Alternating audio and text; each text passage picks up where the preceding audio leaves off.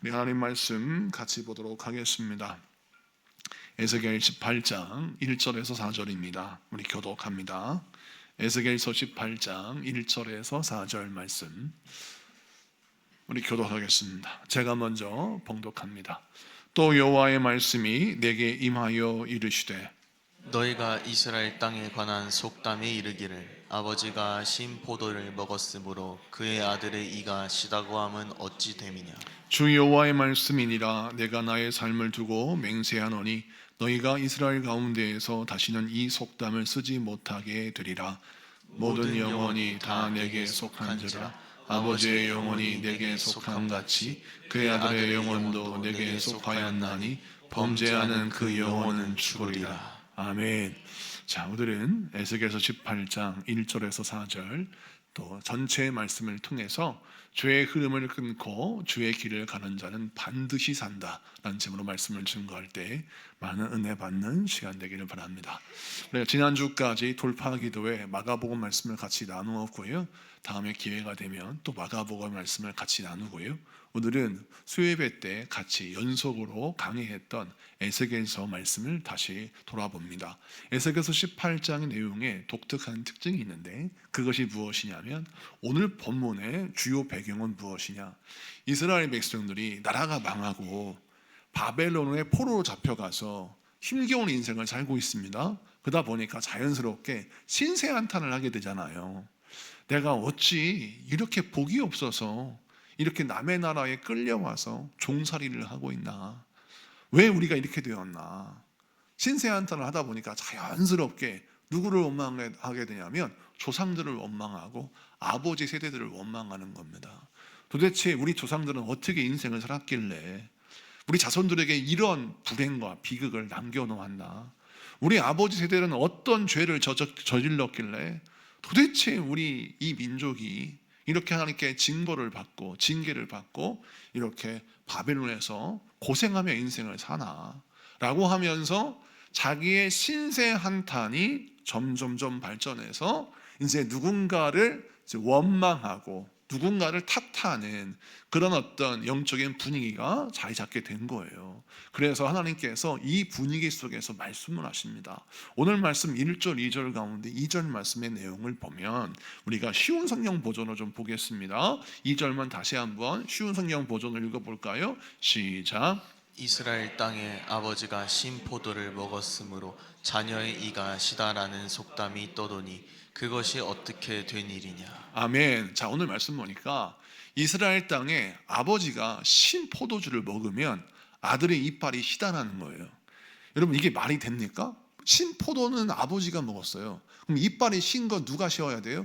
아버지가 쉬어야 되죠. 근데 신 포도를 먹은 건 아버지인데 이빨이 시린 건 아들이다. 이게 말이 안 되는데 이걸 뭘 뜻하냐면 남 탓하는 문화를 꼬집는 말입니다.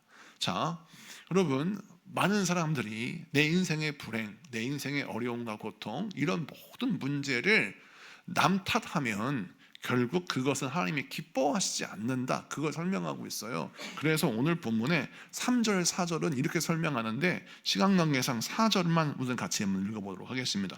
쉬운 성경 버전을 읽어볼게요. 4절 다 같이 읽습니다. 시작. 모든 생명은 다 내 것이다.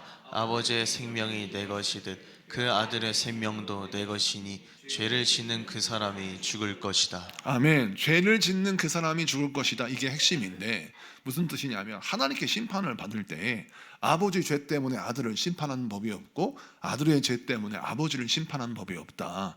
하나님이 심판하는 것은 그 사람의 죄를 하나님이 다스리고 그 사람의 죄 때문에 그가 심판을 받는 것이지 부모의 죄 때문에 또는 아들의 죄 때문에 부모나 자식이 벌을 받는 것이 아니다. 그걸 설명하고 있습니다. 자, 그러면 1절부터 4절까지의 말씀을 통해서 우리 하나님이 지금 이스라엘 백성들에게 어떤 말씀을 증거하냐면 자, 고난 가운데 있는 백성일수록 고통 가운데 있는 상황일수록 우리는 신세한탄을 하게 됩니다.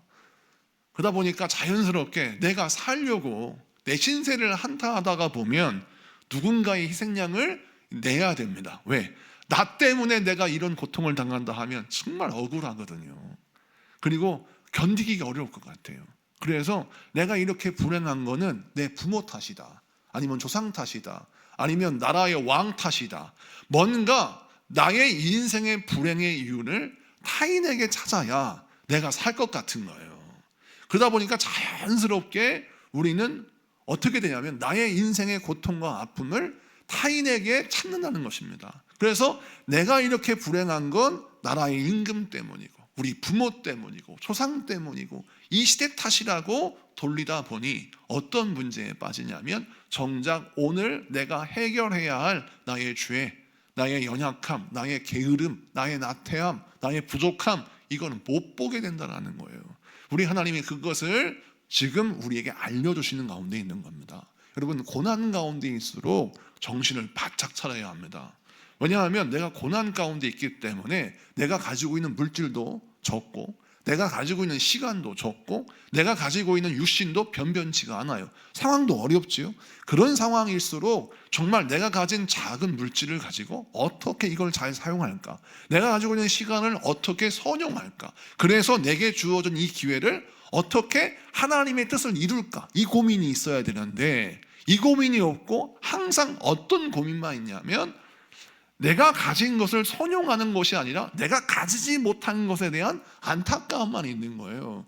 나를 누가 이렇게 도와주면 내가 성공했을 텐데, 누가 나를 이렇게 도와줬으면 내가 더 행복했을 텐데, 누가 나를 이렇게 밀어줬으면 내가 뭔가를 이루었을 텐데 라고 하는 늘 안타까운 억울함만 가지고 있으니까 내 현실을 바꾸는 능력이 없는 겁니다. 그러다 보니 우리 하나님이 바벨론에서 이스라엘 백성들에게 꼭 훈련시키고 싶은 어떤 결과물이 있었어요. 어려운 환경 속에서도 하나님 바라보고 힘들고 어려운 상황일수록 더욱더 주님 의지하면서 하나님의 말씀대로 살아가는 그런 모습을 기대하셨어요. 자, 그러면 하나님이 그를 축복하기 원하셨거든요.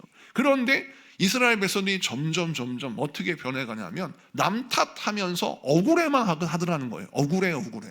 그러니까 이들이 변화가 안 되는 겁니다. 여러분, 하나님의 말씀을 듣고 회개로 반응하면 그 사람은 성장하고 복을 받습니다. 그런데 하나님의 말씀을 듣고 핑계를 대면 그 사람은 소망이 없는 사람이 되는 거예요. 성령에도 보세요. 하나님의 말씀을 들을 때 어떤 반응으로 반응하느냐에 따라서 그 인생의 질과 미래가 바뀌어집니다. 잠언을 우리가 강의하고 있는데 잠언의 말씀도 끊임없이 무엇을 설명하냐면 하나님의 훈계의 말씀을 듣고 그 말씀을 통하여 나를 변화시켜야 그 사람 미래가 바뀐다고 설명하고 있어요. 이 훈계라는 게 뭐냐면 이 훈계는 단순히 누군가를 비난하거나 꾸중하는 말이 아니라 그 사람을 여러분 교정하는 것입니다. 그래서 성경에도 이 훈계라는 말을 잠언은 교정하다라는 의미를 갖고 있는 단어로 사용하고 있어요. 자, 그러면 왜 하나님이 우리에게 교정하는 말씀을 주실까요? 이는 무엇이냐면 우리가 바르게 교정되고 바뀌고 변화되어야 그 위에서 하나님이 부어주시는 복이 차곡차곡 쌓이기 때문입니다. 여러분, 건물을 높게 올리려면 그 건물이 기초공사가 탄탄해야 되고 설계도대로 철근이 올라가야 돼요. 그래서 한 층 한 층 올라가야 되는데 만약 기초가 흔들리고 철근이 흔들리고 설계대로 되어 있지 않으면 1층, 2층, 3층 올라갈 때마다 그 건물은 재앙이 되는 것입니다. 여러분, 이것을 기억하셔야 돼요. 하나님께서 우리에게 회개의 말씀 또 교정의 말씀을 주실 때에는 그 교정의 말씀은 나를 살리고자 주시는 말씀입니다. 그 말씀을 소화하면 그 말씀은 결국 나의 인생의 내일을 바꿔버릴 거예요. 절망의 미래가 아니라 축복의 미래로 바꿔버릴 겁니다. 그래서 오늘 이 본문 1절부터 4절까지의 말씀을 통해서 우리가 무엇을 내 마음에 새겨야 되냐면 내가 어떠한 일이 있다 할지라도 어떠한 억울함이 나에게 찾아온다 할지라도 우리 하나님 앞에 바로 서서 하나님의 말씀을 깊이 있게 보고 내 인생에 바꿔야 할 것이 무엇인지, 교정해야 할 것이 무엇인지, 또 갖춰야 할 것이 무엇인지 이것들을 빈틈없게 꼼꼼하게 살펴보는 여러분 되시기를 축복합니다. 이것을 살펴보고 이것을 갖추고 이걸 교정해야 그 사람이 하나님께 쓰임받는 사람이 됩니다. 근데 만약에 맨날 핑계만 대고 맨날 어떤 부족함만 이야기하면 그 사람은 하나님께 쓰임받을 수 있는 기회가 와도 쓰임받을 수가 없는 거예요. 왜? 인생을 살다 보면요 항상 완벽한 상황이 우리에게 존재하지 않습니다. 늘 부족한 상황이 우리의 인생의 상황이고 힘들고 어려운 상황이 우리의 상황이에요. 여러분, 직장 생활할 때 여러분을 도와준 사람이 그렇게 많습니까? 그렇지 않아요. 때로는 직장 상사가 나의 눈에 가시가 되고, 때로는 똑똑한 후배가 내 인생에 정말 부담이 되기도 하잖아요. 그리고 사업도 여러분 장사도 마찬가지겠습니다. 얼마나 많은 사람들이 여러분 사업의 현장 속에서 갑질을 합니까? 정말 적은 금액으로 물건 하나 사면서도 그렇게 갑질을 해대가지고 장사하시는 분들, 자영하시는 분들이 큰 어려움과 고통과 아픔을 갖고 전화벨만 울려도 막 가슴이 벌렁벌렁 거린다는 거예요. 무슨 크레임이 걸린다 생각하고. 여러분 그런 걸 들어보면 어떤 마음이 들어요? 참 마음에 슬픔이 오고 정말 측은한 마음이 들잖아요. 자, 그런 인생을 살다 보면 우리가 마음속에 뭐가 들냐면 자라보고 놀라면서 소뚱 것 보고 놀란다고 내 마음속에 막 두근두근거리고 불안하고 막 우울한 마음이 드는 거죠. 자, 그런 상황 속에서 내가 살려면 어떻게 되느냐? 그럼에도 불구하고 나를 다스려 고객의 니들을 만족시키는 제품을 만들어내고 나의 여러 가지 상황을 하나님이 기뻐하시는 방법대로 내 인생의 목적과 비전대로 뭔가를 개선해내지 않으면 고통은 반복됩니다. 클레임은 계속 오고 문제는 계속 제기될 것이고 나의 인생의 스트레스는 계속 연결될 것입니다. 그래서 오늘 이 말씀 가운데 무엇을 설명하느냐? 지금 환경이 바뀌지 않고 내 상황이 바뀌지 않았다. 그러면 바뀔 수 있는 게 딱 하나 있는데 그게 뭐냐면 내가 변하면 산다라는 거예요. 그 메시지를 전하고 있는 것입니다. 환경과 상황을 바꾸기까지 기다리는 세월 동안 나를 바꾸면 삽니다. 그런데 나를 바꾸지 않고 환경을 바꾸려고 계속 노력하다가 지치고 공황장애가 오는 거예요. 오늘 이 말씀을 붙드십시오. 여러분 세상을 바꾸기 전에, 환경을 바꾸기 전에, 상황을 바꾸기 전에 나를 먼저 바꾸고 나를 성장시켜서 이 상황을 극복하시는 여러분 되시기를 축복합니다. 두 번째 말씀을 보면 우리가 신앙강령상 1절부터 4절까지의 말씀을 읽었는데 5절부터 마지막 절까지 어떤 내용이 나오느냐? 우리 하나님께서 세 종류의 사람을 비유로 말씀하십니다. 세 종류의 사람, 자, 할아버지, 아버지, 그 다음에 손자, 이 3대에 걸친 인생을 통하여 하나님이 무언가를 알려주시는데 우선 5절부터 9절까지의 말씀을 우리 쉬운 성경 버전을 같이 한번 볼까요?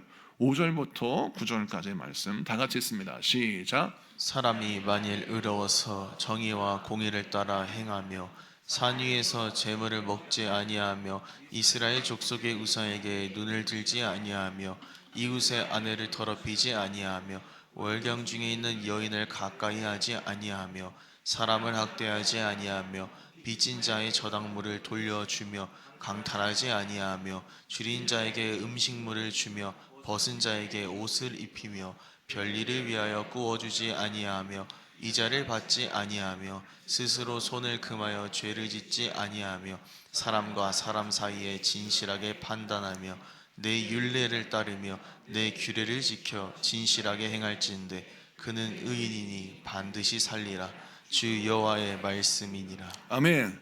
자, 이 말씀은 1세대의 신앙생활을 설명하고 있습니다. 1세대, 2세대, 3세대가 등장하는데 자, 1세대는 어떤 사람이냐면 하나님 앞에 의인이라는 거예요. 근데 어떤 의인이냐면 다른 세상, 의인이 살고 있는 세상은 힘이 곧 진리예요. 힘이 곧 법이에요. 그러다 보니까 내가 힘을 갖고 있으면 약한 사람들이 갖고 있는 물건을 뺏어가도 문제가 안 돼요. 약한 사람들을 괴롭혀도 그것이 큰 하자가 생기는 것이 아니에요. 그러다 보니까 내가 힘을 가지고 있으면 약한 자의 것을 뺏고 그 사람들을 괴롭히고 그 사람들을 위해 군림한다고 해서 이걸 시비 건 자가 없어요. 그러다 보니까 자연스럽게 모든 세상 사람들은 힘의 논리로 움직이고 힘의 논리로 살거든요. 그런데 오늘 말씀의 의의는 세상과 정반대의 길을 걷는 거예요. 약한 자를 도와주고 약한 자를 지켜주고 약한 자를 먹이고 약한 자를 위해서 뭔가 선한 일을 행하는 거예요. 그러니까 세상과 다른 길을 걷는 겁니다. 그 다른 길이 무엇입니까? 하나님이 기뻐하시는 길인 거죠. 자, 그런데 그 사람이 왜 의인이라고 인정받냐면 완전히 그 당시의 사람들에게는 전혀 다른 인생의 결을 보여주는 겁니다. 아니 정말 낯선 거예요. 아니 모든 사람이 다 죄를 짓고 살면서도 그 죄가 그냥 정상적인 생활처럼 느껴졌는데 아니 이 하나님을 경외하는 사람이 한 명 등장했는데 이 사람이 얼마나 하나님을 잘 믿는지 세상 사람들과 다른 말, 다른 행동, 다른 열매를 내더라는 것이죠. 자, 그래서 사람들이 그를 가르쳐 야 정말 하나님의 사람이구나 라고 말을 합니다. 또 주변 사람이 유혹도 하겠죠. 주변 사람이 권면도 합니다. 어떤 권면하냐면 세상 사람이 다 이렇게 그냥 타협하면 사는데 당신만 하나님 믿는다고 이렇게 올곧게 사는 거 보기 안 좋아요. 그냥 우리끼리 이렇게 그냥 타락하고 이렇게 죄짓고 사는 것도 일상생활이니까 이렇게 삽시다라고 유혹해도 이 사람 말이 안 통하는 거예요. 자, 믿음의 1세대, 세상과 전혀 다른 하나님의 사람의 방식대로 인생을 살더라는 겁니다. 어떠한 유혹이 와도 흔들리지 않아요. 굳건하게 그 길을 갑니다. 자, 그 사람은 하나님이 뭐라 하시느냐? 9절 이렇게 말씀합니다. 그는 의인이니 반드시 살리라 라고 말씀하고 있어요. 반드시 살리라 라고 하는 히브리어가 하요 아흐헤라고 쓰여져 있는데, 이 하요 아흐헤라고 하는 말이 무엇이냐면 내가 반드시 이 사람을 복되게 하리라, 번성하게 하리라, 살리리라, 이런 세 가지 의미를 갖고 있어요. 자, 살리리라 라고 하는 게 첫 번째, 두 번째 복되게 하리라, 세 번째 번성하게 하리라. 그래서 이 말씀, 이 아흐헤라고 하는 말은 복합적인 의미를 갖고 있다는 거예요. 여러분, 자, 이 믿음의 1세대가 세상 속에 살면서 모든 사람들은 세상의 삶의 방식으로 인생을 하는데, 이 믿음의 1세대는 하나님의 말씀 붙들고 그 말씀대로 살려고 발버둥을 쳐요. 그러다 보니까 때로는 물질도 손해보고, 때로는 사람들에게 망신도 당하기도 하고, 때로는 많은 사람들에게 바보처럼 손가락질 받기도 해요. 그런데 하나님을 경외하는 사람이다 보니까 내가 물질로 좀 손해를 보고 남들에게 베풀다 보면, 섬기다 보면 참 바보 같은 사람이라고 손가락질 받는다고 해도 그 사람이 그렇게 손해보면서 인생을 살아간다 할지라도 하나님이 그것을 다 기억하셨다가 그에게 생명만 주시는 것이 아니라 그에게 무엇을 허락하시냐면 번성함을 허락하시고 하늘의 복을 허락하셔서 하나님이 그의 인생을 의인이라 칭하시고 뭐라고 하시냐면 반드시, 여기에서 이 하요라고 하는 말이 absolutely, 완벽하게 내가 반드시 내가 너를 번성하게 하고 살게 하고 내가 복주리라는 말씀이 오늘 본문의 중요한 핵심인 겁니다. 그래서 이 말씀을 통하여 우리가 어떤 결단과 어떤 마음가짐을 가져야 돼요? 여러분, 우리가 참으로 복된 인생을 살려면 세상과 다른 열매를 맺는 사람이 되어야 합니다. 우리의 시선도 세상과 달라야 되고 우리의 삶의 방식도 세상과 달라야 돼요. 우리가 여선교회, 남선교회라면 적어도 섬기는 자의 스탠스를 갖고 있어야 됩니다. 우리가 그리스도인이라면 내가 어떻게 섬길 것인가를 고민해야 돼요. 근데 세상 사람들 어떻게 합니까? 내가 어떻게 섬김을 받을 것인가, 이것만 고민해요. 그래서 내가 어떻게 가성비 있게 섬김을 받을까, 내가 어떻게 가성비 있게 내가 복을 받을까, 이 생각만 하니까 누군가를 섬기는 게 아깝고 내가 헌신하는 게 아깝고 그렇게 내가 인색하게 인생을 살더라는 거예요. 자, 그것은 세상의 방식이에요.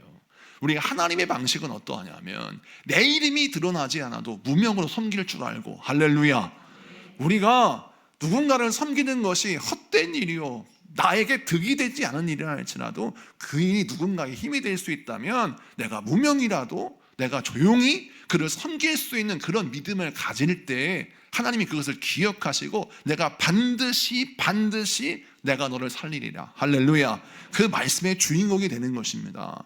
이 믿음의 1세대가 그렇게 인생을 살았다라는 거예요. 비유로 말씀하실 때 이 말씀을 기억하십시오. 여러분, 사람이 기억하지 않아도 하나님은 기억하십니다. 여러분이 어떤 마음으로 섬겼고 어떤 마음으로 사랑했고 어떤 마음으로 충성을 다했는지, 우리 여선교회, 남선교회 봉사하는 것, 헌신하는 걸 보면 참으로도 감사하고 기뻐요. 시간마다 절기마다 헌신하고 충성하는 여러분의 헌신을 통해서 우리 교회가 귀한 기쁨을 얻습니다. 우리나 기억해야 합니다. 우리 여선교회, 남선교회, 우리 모든 셀들 하나님이 다 기억하실 줄로 믿습니다. 하늘에 상금을 쌓았잖아요. 하나님이 다 갚아주시는 거예요. 하나님이 기억하십니다. 그래서 오늘 말씀에 반드시 살리라는 것은 하나님이 다 기억하셨다가 내가 반드시 내가 너를 번성하게 하고 살려주고 내가 너에게 복을 주겠다는 말씀인 것이죠. 자, 그 다음에 있지는 않았지만 10절부터 13절까지의 말씀은 어떤 말씀이 등장하냐면 비극적인 말씀이 등장해요. 2세대가 등장하는데 이 세대가 너무 헌신적이고 믿음이 너무 좋아요. 법 없이도 살 사람이에요. 근데 2세대가 등장하는데 이 세대는 하나님을 경외하지 않습니다. 아버지가 하지 말라는 거 골라서 악을 행합니다.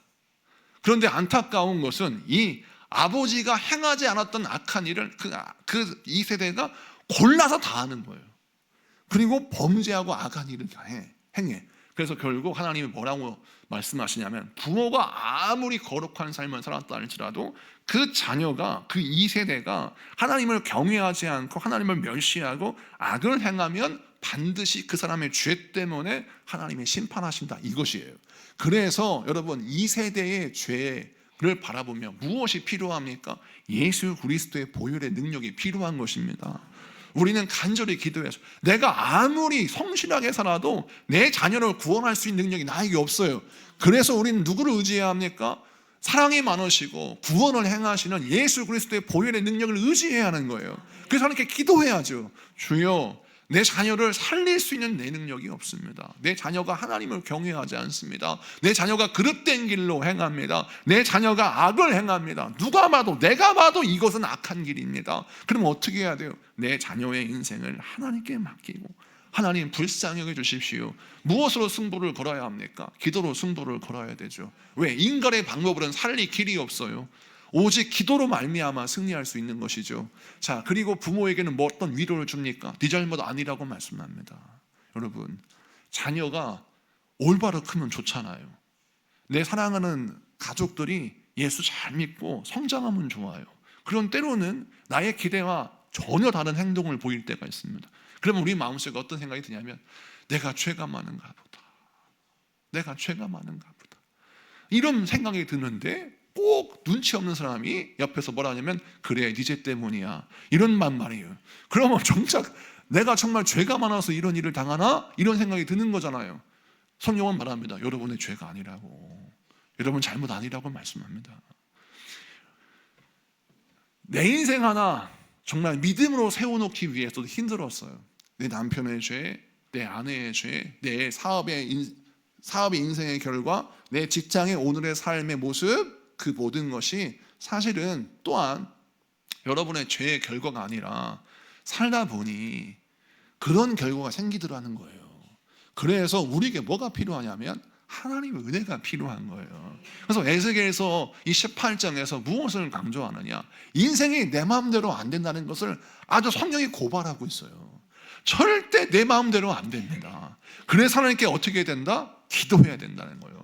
기도하고 내 자녀의 인생을 하나님께 맡기고, 내 남편과 내 아내의 인생을 하나님께 맡기면서 하나님이 살려주셔야 내가 삽니다, 하나님이 도와주셔야 내 가정에 삽니다, 이렇게 기도해야 살 줄로 믿습니다. 자, 그런 다음에 3세대가 등장합니다. 자, 성경 말씀 읽겠습니다. 14절 한 절만 읽어볼게요. 14절 다 같이 읽습니다. 시작. 그런데 그에게 아들이 있다 하자 자기 아버지가 저지른 모든 죄를 보고도 아버지처럼 살지 않고. 아멘. 이 14절이 얼마나 큰 은혜가 되는지. 이게 무슨 뜻이냐면, 자, 2세대가 할아버지의 믿음을 본받지 않았어요. 그릇된 길로 가고 악을 행하고, 하여튼 하지 말라는 일만 하는 거예요. 그런데 할아버지가 기도했을 거 아니겠습니까? 하나님 도와달라고, 이 죄의 사슬을 끊어버리게 해달라고, 주여 내 가정이, 내 자손들이 바뀌게 해달라고 간절히 기도했을 거 아니겠습니까? 그런데 어떤 은혜가 주어지느냐, 손자가 태어났는데 이건 누가 가르치지도 않았는데 아버지의 악행을 보고 어떻게 했다? 그렇게 살지 않았다는 거예요. 성경 다시 띄워주세요. 14절. 여기서 주목해야 할 것이 보고도 살지 않고, 이게 중요해요. 못 본 게 아니에요. 아버지의 죄를 어렸을 때 봤어요. 아버지가 망나니처럼 인생 사는 것도 봤어요. 그릇된 삶을 사는 것도 봤어요. 가정 환경이 절대 좋지 않아요. 그래도 아버지처럼 살지 않고, 그 뒤에 읽어보면 이 3세대가 정말 할아버지의 믿음을 본받아 할아버지처럼 믿음 생활을 잘 해서 신앙에 다시 부흥이 일어나는 걸 보여줘요. 그리고 성경은 뭐라고 기록하느냐? 17절 이렇게 말씀합니다. 17절 다 같이 읽습니다. 시작. 또 그가 악한 일에서 손을 떼며 돈을 빌려줄 때에 높은 이자나 부당한 이익을 얻으려 하지 않으며 내 율법대로 살아가며 내 규정들을 잘 지킨다고 한다면 그 사람은 자기 아버지의 죄 때문에 죽지 않고 반드시 살 것이다. 아멘. 자, 오늘 17절은 뭘 강조합니까?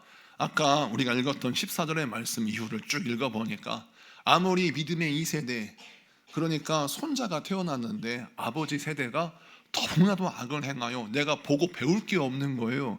그런데 하나님은 내가 너무나 놀라운 게 부모에게 보고 배울 게 하나도 없는데 부모에게 있는 그 악한 짓을 하나도 보고 따라하지 않았어요. 그리고 어떤 일을 따라합니다? 할아버지가 행했던 믿음의 길, 믿음의 일을 따라합니다. 그리고 하나님이 기뻐하신 선택과 분별력을 가지고 인생을 살다가 사는 거예요. 그러니 하나님이 어떤 복을 주시느냐? 부모의 세대에 죄의 흐름을 하나님이 끊어버리시는 거예요. 심판의 흐름을 끊어버리고 그 죄의 대가를 끊어버리시고 하나님이 그 손주에 대해서 놀라운 복을 예비하시고 그를 반드시 살리신다라는 말씀은 1세대가 믿음을 지켰을 때, 세상과 다른 인생을 살았을 때 그 1세대의 믿음 때문에 하나님이 그에게 반드시 살리라라는 복을 주셨는데 그 복을 손주의 세대에 똑같이 허락하시는 겁니다. 반드시 그 영혼을 살리라라고 말씀하시는 거예요. 그럼 이 말씀을 통해 주시는 메시지가 뭐예요? 우리 하나님은 어떻게 하든지 우리를 살리시고자 합니다. 그런데 우리를 넘어뜨리고 우리를 붙잡고 우리를 주저앉히는 세상의 소리가, 이 마귀의 소리가 뭐냐면 모든 죄를, 여러분, 내가 부모 잘못 만났으면 내 인생이 불행한 인생이다라고 하는 이런 잘못된 생각을 가지고 있어서 여러분, 많은 사람들이 하나님 원망하고 부모 원망하고 환경 원망하면서 인생을 불행하게 살다가 자기도 똑같은 가해자가 되더라는 거예요. 아버지가 술 먹고 집안 다 때려 부수고 어머니를 두들겨 패고 하여튼 가족 폭력을 행하여서 그것이 징글징글하게 싫어서 나는 절대 술 먹지 않을 거야 라고 각오를 했는데 그 아들이 커서 똑같이 아버지처럼 술만 먹었다 하면 가정폭력을 행하는 사람이 됐다라고 해봅시다. 그러면 어떻게 이런 일이 벌어집니까? 아버지처럼 살지 말아야지 라고 했으면서도 아버지의 악행을 눈으로 그대로 봤다라는 거예요. 그대로 행했다는 거예요. 이것이 바로 어떻게 보면 가정의 죄의 흐름의 결과인 것이죠. 그런데 우리 주님께서 말씀합니다. 예수의 십자가의 권세는 이 모든 수사슬을 끊어버린다는 거예요. 할렐루야.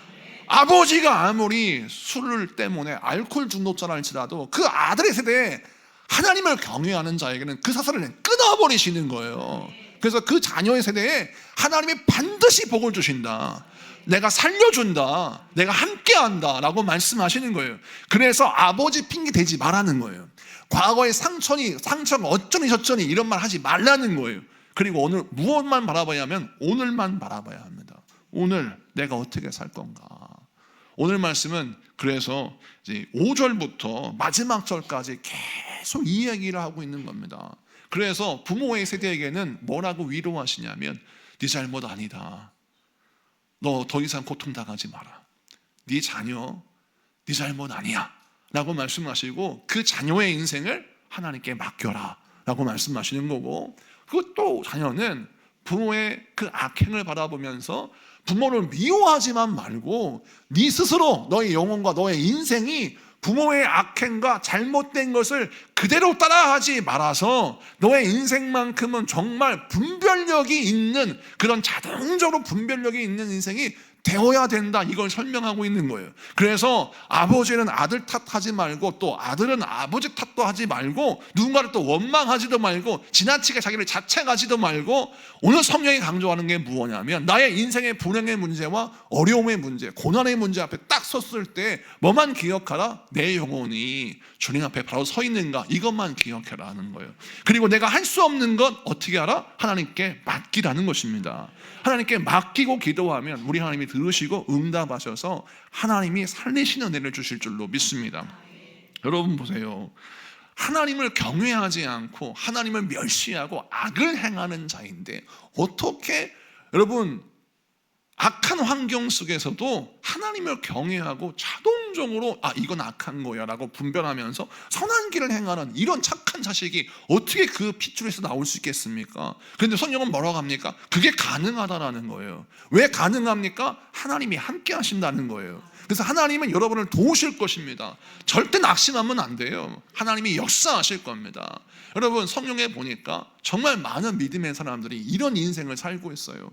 하나님이 함께 하셔서 불행을 행복으로 바꾸시고 저주를 축복으로 바꾸십니다. 그러므로 영원한 저주에 갇히지 마세요. 죄의 흐름은 계속 이어지지 않습니다. 하나님의 죄의 흐름을 끊어버리실 것입니다. 그래서 우리 하나님은 3대에 걸친 인생의 굴곡을 설명하면서 1세대의 믿음, 2세대의 실수, 3세대의 회복, 이것을 통하여 우리 인생을 풀어 설명해 주시는 거예요. 우리 인생의 문제 때문에 일희일비하지 말고 항상 한 세대 한 세대가 하나님 앞에 바로 서기 위해서 몸부림쳐 기도하고, 우리 먼저 믿은 우리가 해야 할 것은 바로 무엇이냐면 오직 하나님만이 내 자녀를 살리고 내 가정을 살림으로 우리가 기도할 때 하나님, 내 자녀를 하나님께 맡깁니다. 내 힘으로는 아무것도 이룰 수 없습니다 라고 기도하는 것이 굉장히 중요하다는 것을 설명하고 있는 것이죠. 말씀을 마치고 정리합니다. 오늘 본문을 정리하면서 우리 하나님이 우리에게 뭘 설명하느냐, 진짜 복은 무엇이냐면, 여러분, 악한 것을 보고 이것은 악한 거니까 이렇게 행하지 말아야지, 이게 자동적으로 되는 이 하나님이 기뻐하시는 거룩한 영적 반응이 있는 것이 복이에요.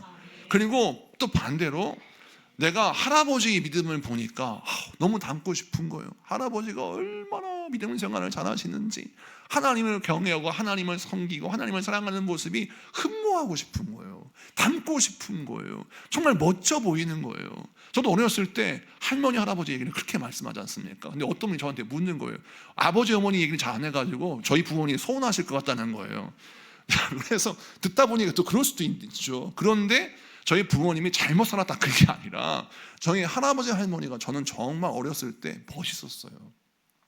왜 멋있었냐면, 지금도 기억하는 게 주일날이 되면 항상 가장 깨끗한 옷을 입고 성경책을 들고 교회에 가셔서 예배당에 딱 앉으시면 기도하는 모습이 그렇게 멋있고 성도들에게 존경받는 모습이 그렇게 자랑스러웠어요. 여러분, 신앙생활 하면서 손주가 할아버지를 그렇게 존경한 듯 바라보면서 얼마나 존경했으면 어린 시절에 할아버지 방에서 초등학교 6학년 때까지 잠을 같이 잤다니까요. 할아버지한테 바둑을 배우고 예절을 배우고 새벽기도 따라다니고, 어떤 손주가 할아버지 할머니랑 방을 같이 써요. 그런데 이게 가능했던 거는 그런 흠모함이 있었다는 것입니다. 여러분, 그런 매력 어디서 나올까요? 하나님이 주시는 겁니다.